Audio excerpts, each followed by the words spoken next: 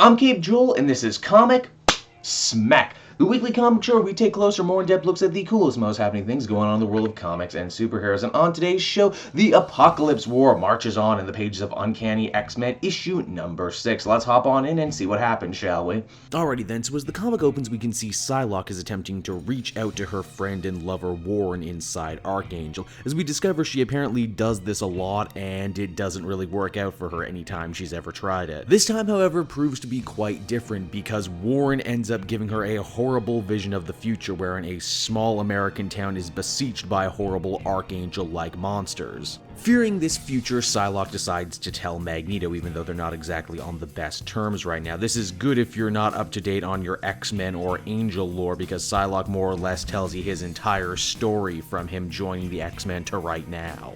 Also, something you might notice about this book is that the art style radically changes in between panels sometimes. Now, while all this is going on, Mona and Sabretooth, the muscle of Magneto's Uncanny X-Men team, are in New York on another mission. They were supposed to meet with an important contact, but eventually they end up in the sewer duking it out with Calypso, the once and future leader of the Morlocks. The Morlocks, wouldn't you know, have taken the whole Terrigen Mist thing just as hard as all the topside mutants. The only difference is no one seems to give a crap about the Morlocks suffering. Calypso was also pretty furious to have to come face to face with Victor Creed after the part he played in the wholesale slaughter of the Morlock people not so long ago. Victor is of course trying to turn over a new leaf in life, so with his healing factor he more or less just lets Calypso wail on him for a little bit, knowing that he can full well heal any damage he actually does to him. From there we rejoin Cylock and Magneto, who have decided to investigate the town from Cylock's visions. It's an idyllic little place, but one that seems to be overcome with an influx of religion recently.